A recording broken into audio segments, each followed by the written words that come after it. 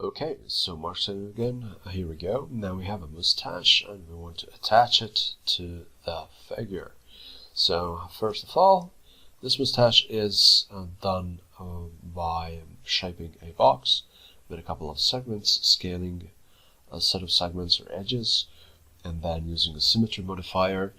And if you make it something in a similar way, usually there's a good idea to switch to the hierarchy mode and pivot and effect pivot and center pivot to object to make sure that the pivot point is in the middle.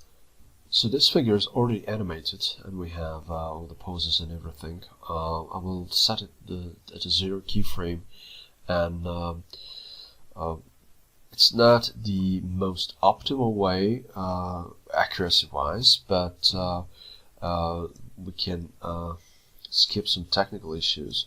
So for this reason I will do, and I will locally adjust the position of the mustache and adjust it.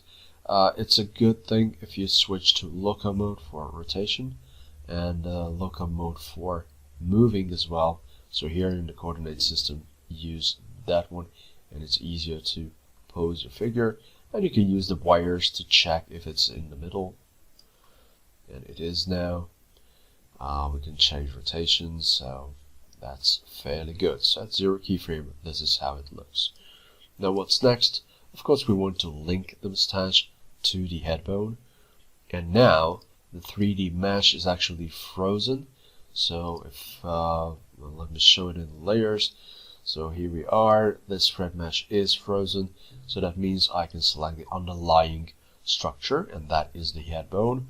So select the mustache, select the link, holding down left mouse button and dragging and releasing over this wire, this blue wire. That's barely visible, but that blue wire is where the head is placed, the head bone. It's highlights. And from now on, if we drag the time slider, it will move with the head. So the mustache will move with the head. Okay. If the linking is off, you can select the model anytime and just click unlink. So I'll switch to move, for example. Here's the model selected, and if something is wrong with the linking, you can press unlink, and then you're good to go, and it's free again. Alright. Now that was just the first step. The other thing is, let me close the layer. You can go to modify panel and actually collect information of the skinning. Now that is called SkinWrap, and excuse me, I'll just close this. I will unfreeze it because I need to be able to click on the thread mesh and steal information from there. So edit poly, SkinWrap modifier, and adding the 3D mesh thread body. We don't want to add any more, so let me click it off, and what happens is actually it will pick up the facial gestures. You can see it deforms with the mouth.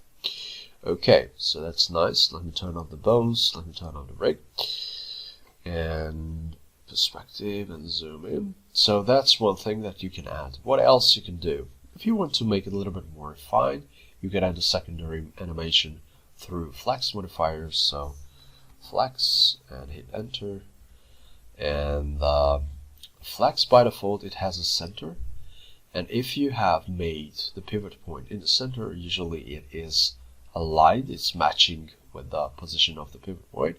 So these vertices, these orange vertices, these are fixed vertices, and these blue vertices are the swaying or the flexing vertices.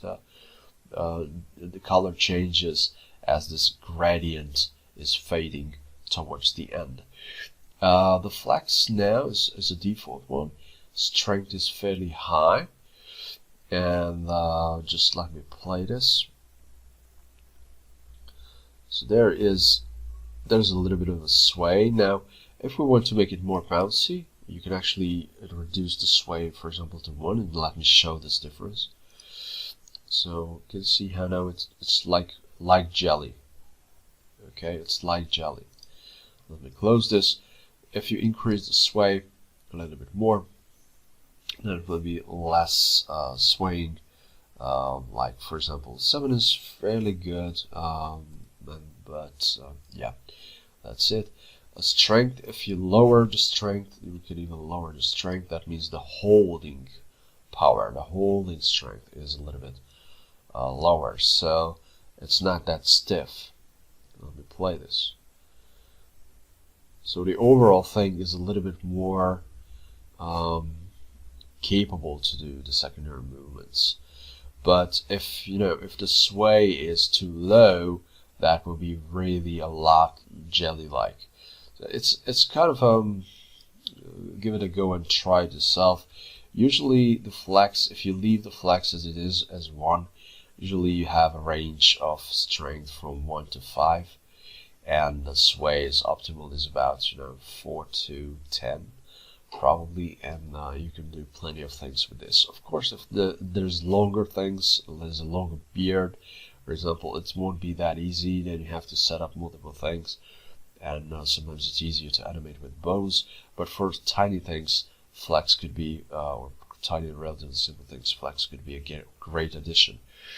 And as a final, in the modifier list, I will add a turbo smooth, just to make sure that this is rendered smoothly. And of course, you can play with the render iteration and other things. But here we are now.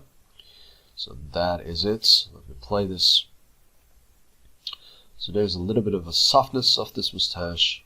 Not much, but it has a nice secondary motion, especially when the head is moving relatively fast. Alright, thank you very much. See you next time. Goodbye.